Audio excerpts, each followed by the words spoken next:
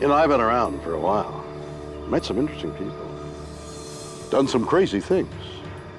So you just might think that there's not much that can take me by surprise. You'd be wrong.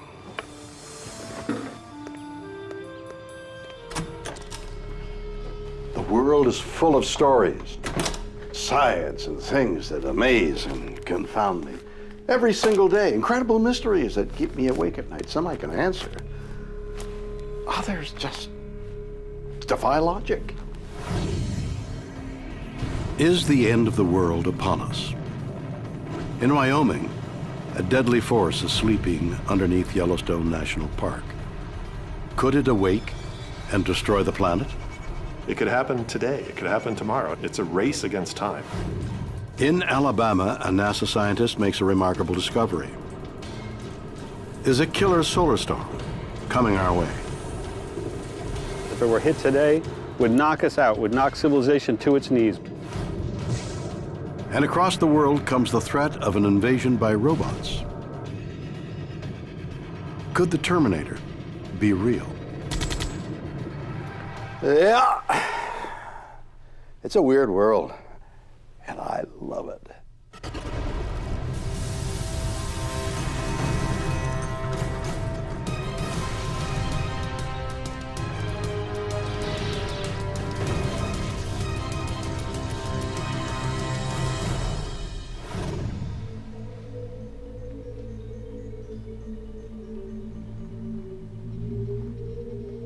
Do you believe in prophecies? Some of the biggest events in history have been foreseen by some of the greatest minds. Nostradamus predicted World War I, Hitler, Napoleon, the election of U.S. President Barack Obama, and the atomic destruction of Hiroshima and Nagasaki. How did he do that? And why can't I do that? Were they simply lucky guesses? Can we somehow see with incredible accuracy what will happen hundreds or perhaps thousands of years into the future? And if we can, do we really want to know what's coming? Patrick Jarrell is an astronomer. In 1996, he did something extraordinary. He devoted his life to studying the complex and mysterious texts of the ancient Mayans. What he found is now the stuff of Hollywood. The world is coming to an end, and soon. What captivated me the most after reading the Mayan prophecies was that they calculated this huge cataclysm at the end of 2012. And this was very disturbing information for me. I said, wow, gee, my whole future and the whole future of everybody will be destroyed in a few years. What am I going to do? And that changed my whole life. Before 1996, I planned to become the oldest person in the world by following a long living diet. In the morning, 1.5 liter orange juice, in the midday, 7 steamed bananas, and in the evening, rice with 1 kilo vegetables and 2 egg yolks. But knowing when the world would end wasn't enough. Patrick had to know how it would happen. For the next 2 years, using complex mathematical formulas, he set out to decode the Mayans' hidden messages. I was immediately grasped by the fact that they had very high accuracy and that they were able to calculate something very spectacular into the future. And it took me several years to decode it, but I found what will happen in 2012. What did Patrick find? Is it an asteroid? Nuclear war? How will the world end? Jarrell believes on December 12th, 2012, a sleeping giant will awake. The supervolcano will erupt, and that will destroy completely our civilization. There are at least 7 known supervolcanoes on Earth. They contain massive amounts of molten rock, which is trapped inside them below the Earth's crust. The pressure builds until finally it bursts, exploding in a catastrophic eruption thousands of times more powerful than a regular volcano.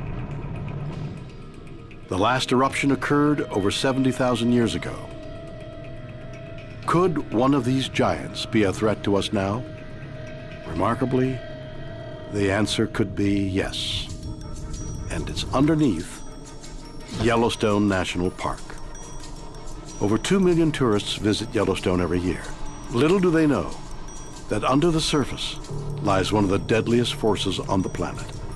Incredibly, this sleeping supervolcano may be coming to life. In 2004, scientists detected the ground starting to bulge around Yellowstone. Soon after, over 1,000 mini-earthquakes occurred there in just a few months. Some dismiss it, but others say it can only mean one thing. The scientists that are saying that, well, the rumbling at Yellowstone Park, that is normal, well, they don't know what the Maya knew. The rotation from the Earth will change. Once the inner core of the Earth starts moving on its head, then the lava that is around the inner core will be pushed also very sharply to the crust. And we will have an eruption of the Yellowstone at the end of 2012. Did Patrick Jarrell unlock the Mayan secret? Is the Yellowstone supervolcano about to erupt? And could it mean the end of the world? Robert Vicino is an entrepreneur and survivalist. He's not waiting to find out. If you thought Mount St. Helens was something to see, wait till you see Yellowstone go. In 2003, Robert decided that there was only one way to survive the blast of a supervolcano: by building volcano-proof bunkers all over America. It's a race against time to get our shelters built. You could say it isn't so and ignore the possibilities, but it's not going to make it go away. Made of concrete and steel, these self-contained bunkers are buried underground. They can house up to 1,000 people and store enough food for a year. But who is going to use them?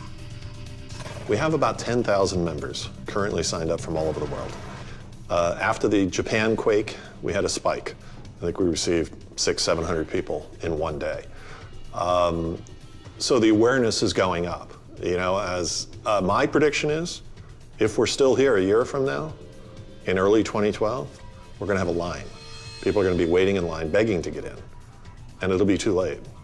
When I first mentioned it to people, they thought it was crazy. I found that the reactions have changed in the last year, and even more specifically, this year, 2011. Now they're really wanting to know, where is it, and how big are they, and how do we get in, and how much does it cost? Because I think people are starting to realize it's coming. And it may be coming sooner than we think. You know, something interesting, and I just heard this today. Somebody advised me that, you know, the Mayan calendar talks about or we believe it ends on December 21st, 2012. And a lot of people say, well, so what, it ends, it's going to restart. And there's no proof of anything, and that's not what they meant, that the world was going to end. What I heard this morning was, 15 years ago, the common interpretation of the calendar was that it would end on December 24th, 2011. So it's closer than we think. Could Vicino and his friends someday be the only surviving members of the human race? If Yellowstone blows, you're looking at a life extinction event. The only parties that are going to survive are those that are underground. It could happen today, it could happen tomorrow. I think the Mayans knew something. How they knew, I don't know. Were they informed by some other culture? Did they know? Were they able to see into the future? Were they able to calculate the patterns of the solar system in the heavens to know when the alignments are going to happen, and when this happens, that'll happen? Did they exist in the last go around 3,600 years ago? Or did somebody tell them? Does this survivalist know something we don't? Whatever the truth is, he's taking no chances. I don't know what inspired Noah, but I would imagine he was as passionate about what he was doing as I am. Are Robert Vicino and Patrick Gerald simply prophets of doom? Or could they be right? Will a supervolcano cause the end of the world?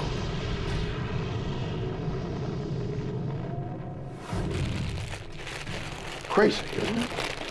I mean, if you listen to every doomsday prediction, prophecy, or conspiracy theory, you'd never leave the house, right? I mean, what is it with these people? Do they think that just because they say a giant volcano is going to rip through this planet and wipe us out, that we're going to believe them? I don't believe a word they say. I'm just being careful.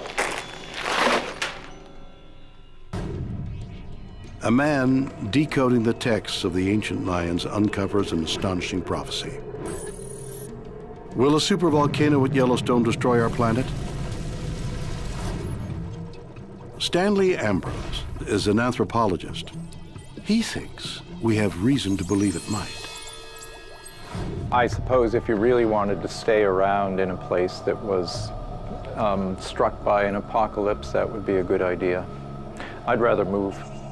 A lifetime spent studying supervolcanoes has convinced Ambrose they are a force to be feared. If Yellowstone blows, it would eject a huge amount of dust and gases up to 50 kilometers into the stratosphere. We have to fear global famine. We can imagine complete loss of crop production for decades to centuries. In 1980, Mount St. Helens erupted in Washington state, sending volcanic ash over 10 kilometers into the air. Ambrose thinks this massive eruption would be dwarfed by Yellowstone. Could humans survive this kind of catastrophic explosion? We may know the answer because it's already happened. The volcanic eruption of Toba stands among the most explosive and largest in Earth history. Around 70,000 years ago, a supervolcano exploded at Toba in Indonesia. It was so powerful, it left a crater 100 kilometers long, still visible today. Volcanic ash rained down over an area larger than the size of the United States. That's big.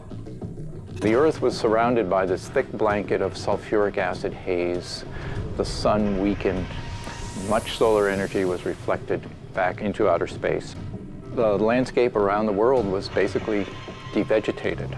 If you lived anywhere from Southeast Asia across to India and Pakistan, the land would have been covered with a very, very fine white dust. That's the volcanic ash. And it is really fine and it is really white. And like snow, it reflects sunlight off of the land surface. Unlike snow, it didn't melt. It had to be washed away by the rains whenever the rains occurred, and that doesn't seem to have been very often. It's a global shock to the world system, what I call an instant ice age. Before the eruption at Toba, the Earth was home to a healthy population of humans. Ambrose believes we can judge our fate by looking at what happened to them. The volcanic eruption caused a population crash unlike any that had been seen previously in human history. And during the next 10,000 years, there were very few archaeological traces of humans. Did a supervolcano take us to the brink of extinction? Could Yellowstone do the same now? Everything within the blast zone would be buried. There would probably be general infrastructure failure. Agricultural production would, of course, be hammered.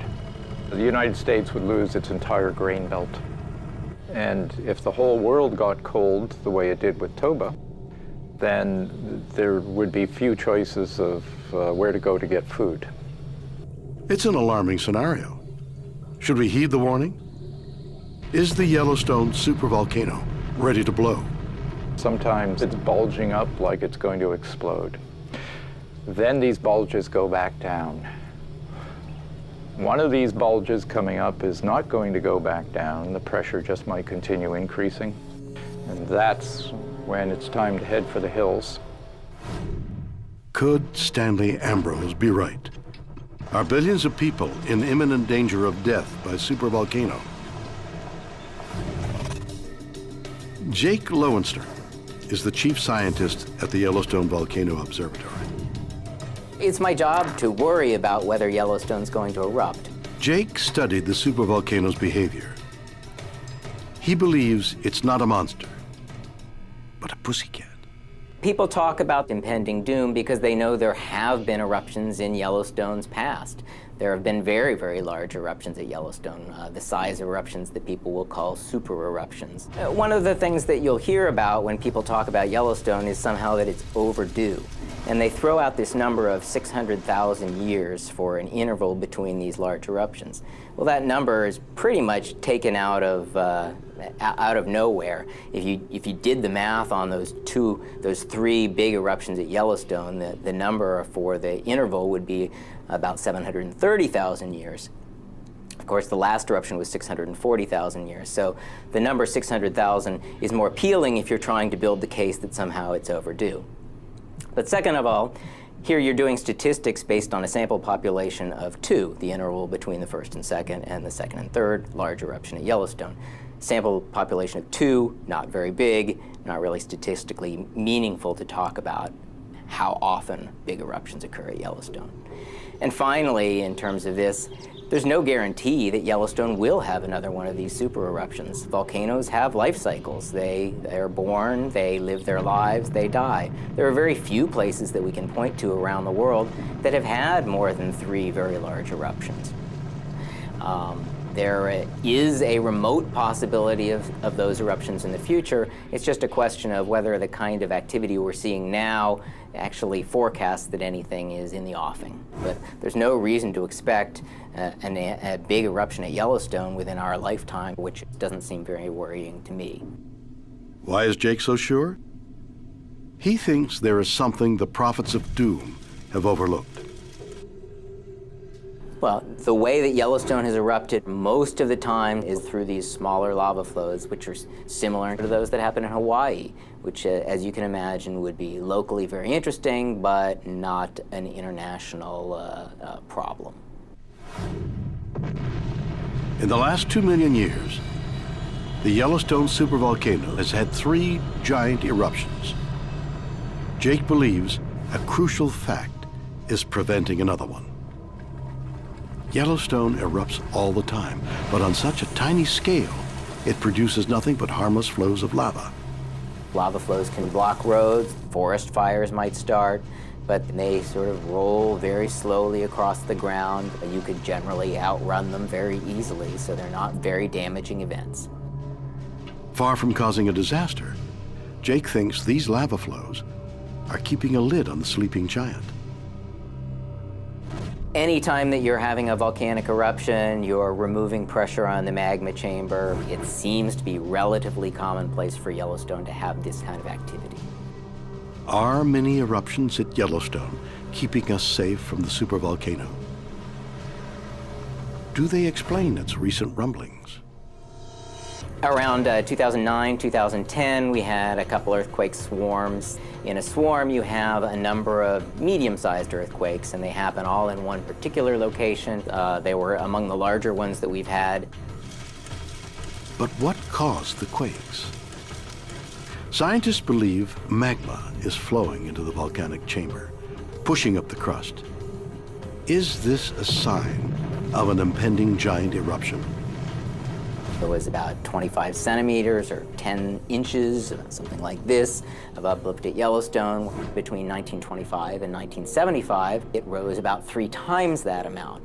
So that uplift doesn't, in particular, seem very worrying to me.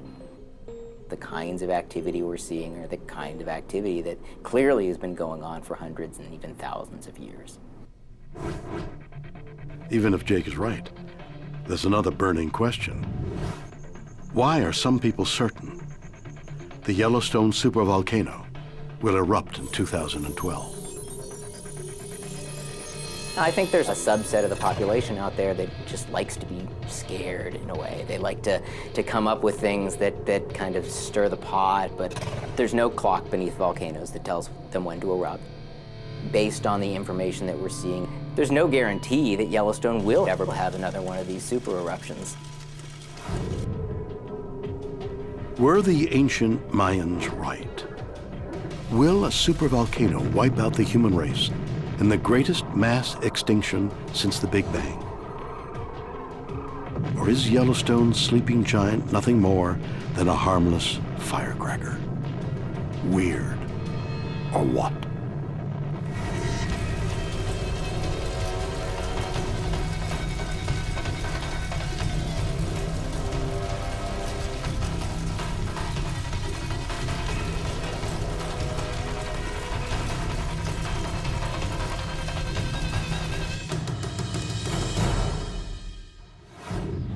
Everywhere you look, our planet is teeming with life. Whether a single-celled amoeba, a snail, or incredibly complex organisms and species like us. But all life forms on Earth have one thing in common. Our very existence depends upon, in fact, is at the mercy of just one thing. If it's in trouble, then there's trouble for all of us. They say you shouldn't stare directly into the sun. But for over 3 decades, NASA scientist David Hathaway has done exactly that. In 2005, he noticed something very strange. It was a little unexpected by many of us, myself included. Hathaway was tracking sunspots in giant regions of intense magnetic activity that occur on the surface of the sun. But the greatest danger to our planet is what explodes out of them: solar flares. Solar flares can blast material off of the sun, a million miles an hour.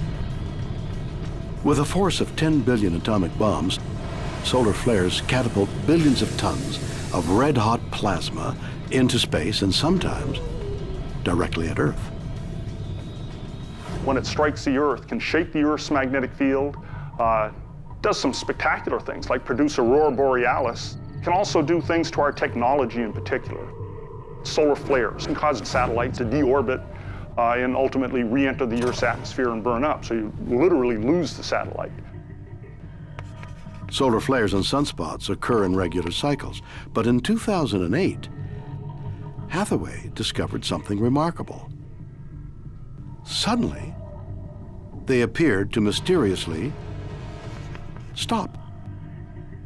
We're seeing a sunspot cycle, the smallest we've seen in at least 100 years or perhaps 200 years. We didn't see sunspots for literally months at a time. That had us a little surprised. Some scientists believe the change in the sunspot cycles is the calm before an unprecedented solar storm. A wave of solar flares so destructive, scientists call it Space Katrina. But now, other ominous signs suggest the sun could be waking from its deep slumber. We've gone from no sunspots to 20 or 30 sunspots on the sun on a given day now. We've also seen the number of flares increase. Is there something wrong with the star that gives life to all things on Earth? We've had some fairly wild predictions. We've got to go way back. You've got to go back to the 1600s to find the sun misbehaving or acting as weirdly as it is now. Is our sun preparing to launch the biggest solar storm in history? A NASA scientist discovers strange activity in solar flares on the surface of the sun. Could a giant solar storm be coming our way? Or is there another explanation for the sun's weird behavior? Nassim Haramein is a scientist. He believes he has the answer. In 2009, he made a remarkable discovery when viewing images taken by a NASA satellite. What I noticed is when I was looking at this, first of all, we see two objects appear. Those two objects seem to have moved together and have moved across the frame. What's strange about this particular sequence is that when you follow this object, they make almost a 90-degree angle turn and then entering the sun. NASA claimed the objects were simply comets or glitches. But when NASM studied them more closely, he came to an amazing conclusion. And when I started to see these objects, I couldn't believe my eyes. They were immense. I mean, they only look like little dots on the data, but a little dot beside the sun means that the object is almost the size of the Earth. Planet-size objects entering the sun. Had NASM found something extraordinary that even NASA had missed? He thinks there's only one explanation. I believe these objects may be intergalactic ships from advanced civilization. They appear to be under intelligence control. They don't appear to act in a natural way that you would expect from, you know, cosmological objects like comets and meteorites and so on. It may sound completely outrageous, but imagine a civilization that's like thousands, if not millions of years ahead of us. Look at what we did in 150 years of advanced technology. We went from like literally horse and buggy to having rockets that are going to the moon and space shuttle and space stations and all this in 150 years. Imagine if we had 1,000 years of advancements in technology or 1,000,000 years in advancement. What would our ships look like? Well, they might be the size of planets. Could this explain the sun's odd behavior? Are changes in its sunspot and solar flare activity being caused by alien ships? The solar flare appears to emanate right after the objects impact the sun. To me, clear that the two are absolutely related, and the sun flare is most likely the shock wave resulting from the penetration of the objects through the surface of the sun. Alien spacecraft deliberately crashing into the sun. It's an incredible theory, but why would they do it? According to NASM, the answer lies in the astronomical records of the ancient Egyptians. When I looked at all the data around the world from all these civilizations, they all talked about the sun gods. When you looked at these texts and the way they described them, they talked about the sun gods using the sun as a gateway. If you were an advanced civilization, and here I'm talking about a very advanced civilization, you could maybe enter and then come out at any other point in the universe. To me, after all these years, it has really become, you know, a fact of life. And I'm, you know, not surprised anymore when people come up to me and say, you know, when I was 10, I saw this object in the sky, or, you know, a few months ago, I saw this amazing, you know, object that could not be a plane and all this stuff. You know, it's so common. So many people have seen it. And now there is governments that are releasing files that, you know, from the military facilities, from extremely credible, you know, sources. You're talking generals and all sorts of high-level military personnel coming forward, talking about this activity around the world. There is true phenomenon occurring that has to do with UFO activity and extraterrestrial activity, supporting this idea that maybe the sun gods are on their way back. Is our sun part of an intergalactic highway being used by alien traffic? Are they responsible for disrupting its natural cycles and threatening the Earth? Now, we did some pretty strange things on the Enterprise, but this is weird or what? Let me see if I got this straight. NASA scientists say our sun's sunspot cycles are behaving weirdly, and this could cause a giant killer solar flare to head towards Earth, right? While another guy, Nassim, thinks that there's something else causing these solar flares. He thinks aliens in spaceships the size of the Earth are crashing in and out of the sun, wreaking havoc. Nassim's theory seems crazy, right? Or is it? Our sun is acting like an oddball. Are its natural cycles being disrupted by giant UFOs? Is a fatal solar storm on its way to Earth?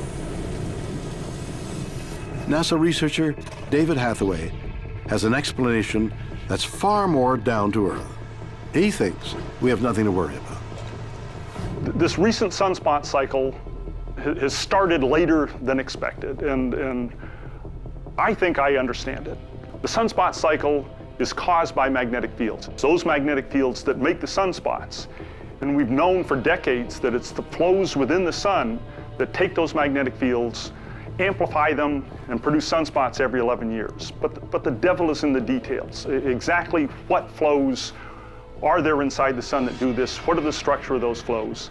And we're getting a better handle on that, but we're still not quite there yet. That we still really haven't got a model for how the sun does this, where we can take the equations and march them forward in time the way a meteorologist might do with the equations for flows on in the Earth's atmosphere.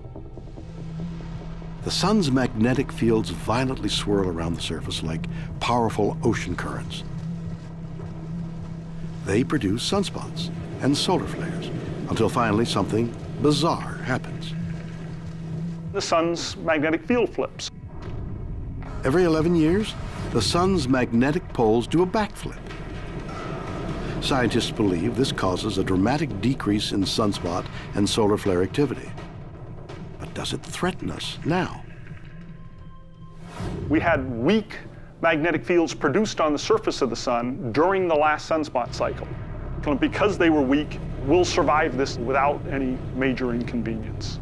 The end of the worlders almost certainly have it wrong. The timing's just way off. We may be safe for the moment, but could a mega solar storm hit us in the future? And what would happen if it did? Lawrence Joseph is a science journalist. If a solar storm hit today, would knock us out, would knock civilization to its knees without any exaggeration. How?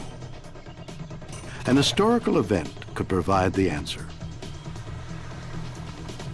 On September 1st, 1859, British astronomer Richard Carrington was looking through his telescope when a giant solar flare exploded onto the Earth.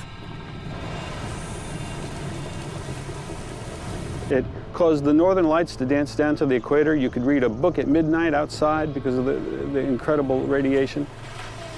The Carrington event caused some fires in telegraph offices and caused some disruption. Basically, it didn't inflict great damage. Why didn't this massive flare destroy us? There was no power grid holding society together. There was no telecom. There was none of the things that we've come to rely upon existed back then. Joseph believes that if a similar solar flare hit us today, our massive reliance on electricity would be our downfall. We're talking a blackout that could last months or years, could cover half to two-thirds of the continent. After a month, I can't really see anything but anarchy or the beginning of it. It's the paradox of progress, I call it. We have become more vulnerable to these storms, and the storms are headed our way. I mean, the shields are down, Scotty. In 1989, a small solar flare knocked out the Quebec power grid and left 6 million people without power in the dead of winter. Joseph believes a giant flare would destroy every power grid on the planet. No electricity means no food. I'm damn concerned people would really begin to die off in large numbers. So what are you going to do? We don't know. I mean, people would go head for the hills. Well, what are you going to do in the hills? I don't know what to do in the hills. Most people don't. Have our advances in technology made us vulnerable to a super solar storm? Is the sun's mysterious behavior natural, or are aliens to blame? Weird, or what?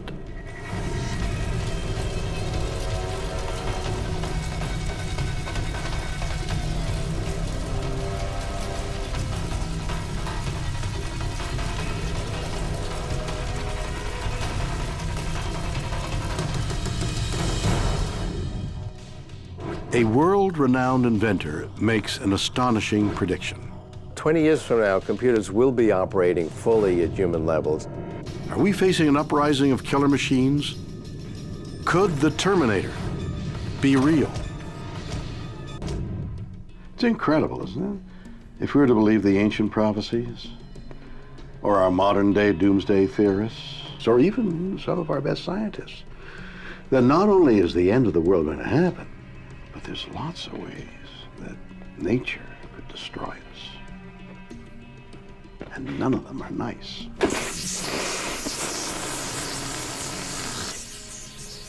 But what if they're all wrong? What if the thing that will wipe us out has nothing to do with volcanoes or solar storms? Or what if there's something, aside from nuclear weapons, of course, that we've created that's an even bigger threat? Weird. Or what? In 1984, Hollywood gave the world a futuristic science fiction blockbuster.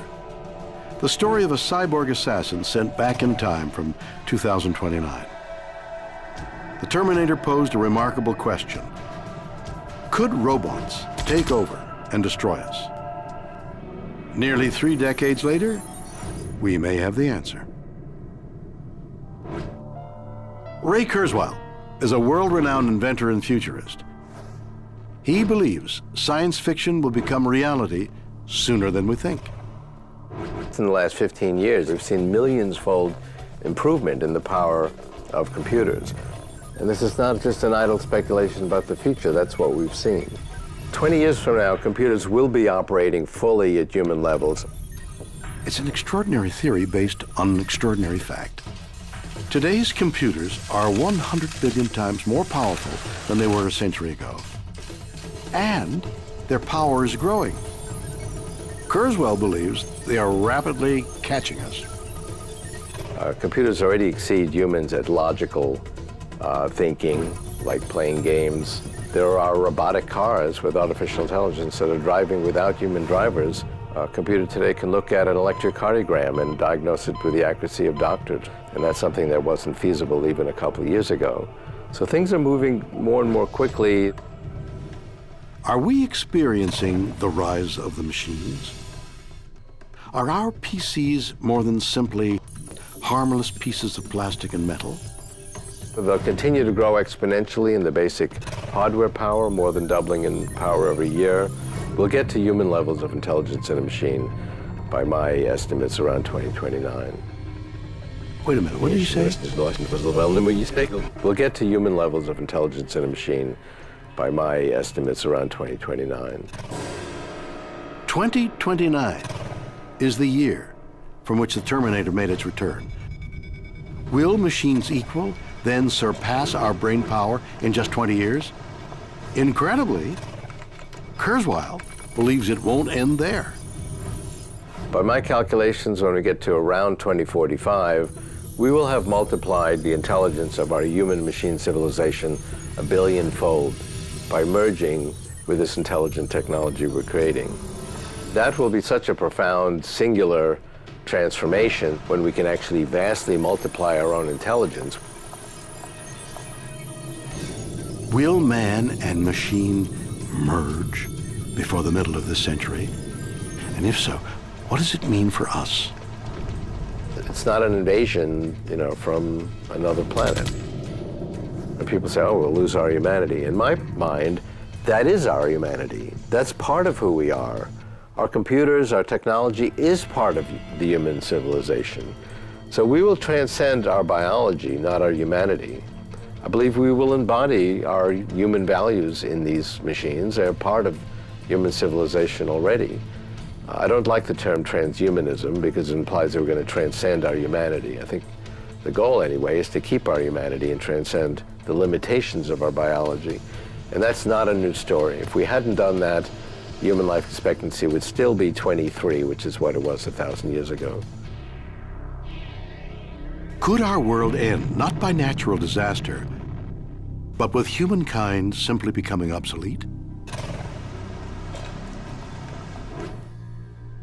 John Leslie is a professor of philosophy at the University of Guelph in Canada.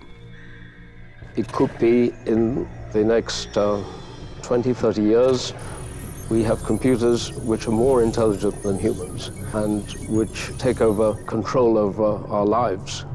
And there's an obvious possibility there that things could go badly wrong.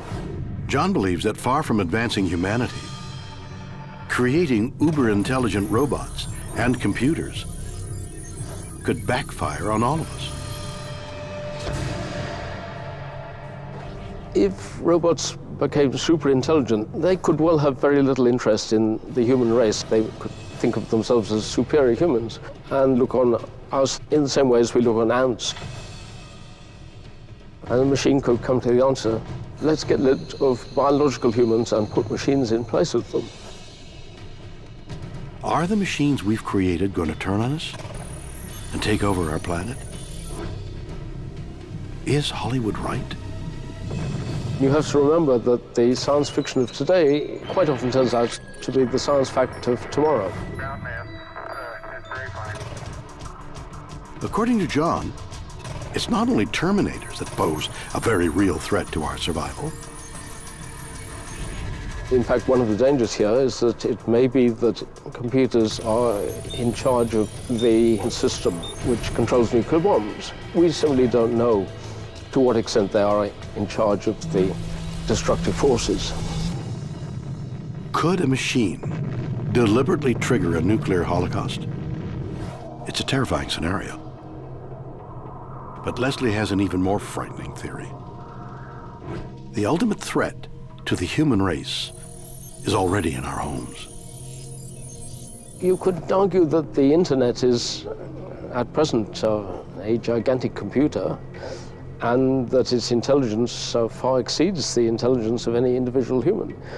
Certainly the amount of knowledge you can get very, very rapidly on the internet is much bigger than you could get by consulting the greatest memory experts. I believe that the future of the internet is pretty certainly going to push it in the direction of more and more intelligence. Every day, over 2 billion people log on to the internet. It connects most of the world's computers and databases, moving information around the planet.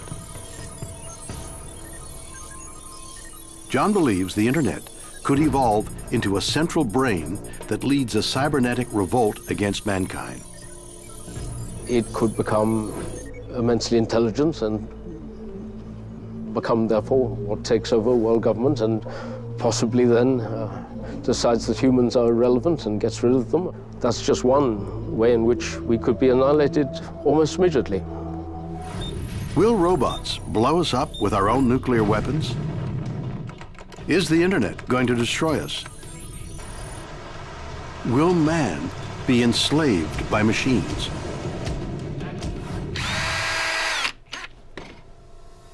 You know, I never thought machines were that smart. I mean, most of the gadgets I have are incapable of doing anything useful at all, let alone reciting Shakespeare. But if we believe what some of the world's greatest minds are telling us, these things we've created are going to take us over, blow us up with our own weapons.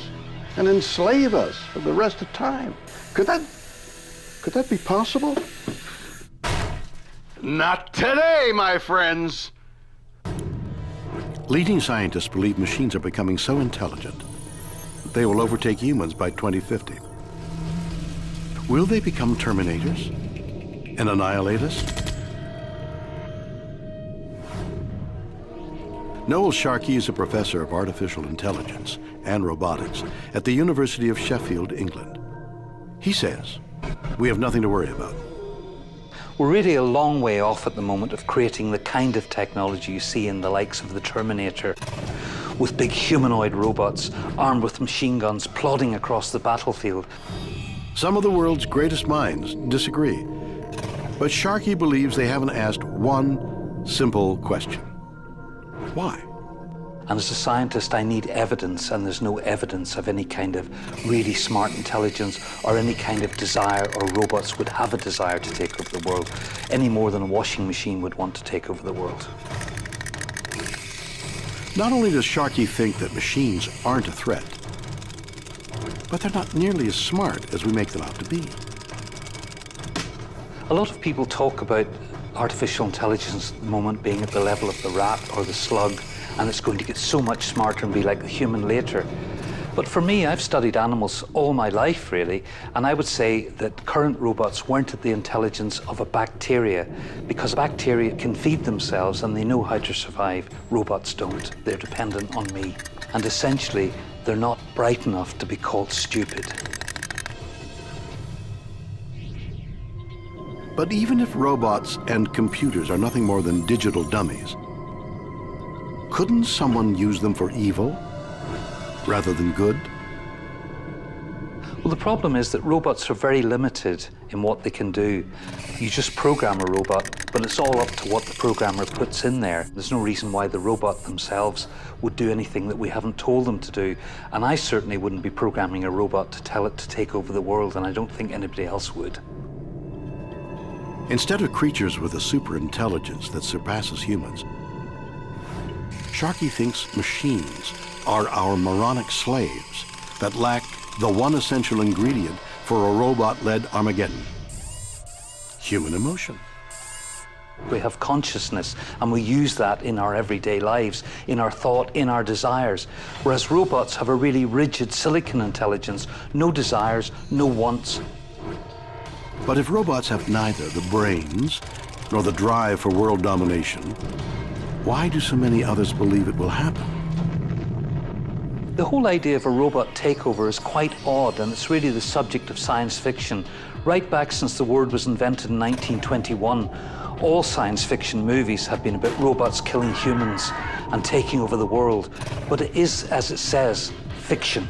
One of my big concerns at the minute is that there are 43 countries worldwide that are developing military robots.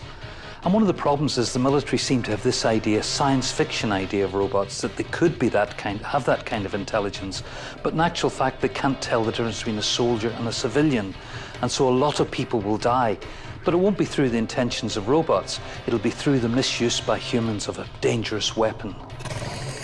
Are robots just mindless heaps of metal? Or will man and machine merge and destroy the human race? We'll just have to wait and find out. Weird or what?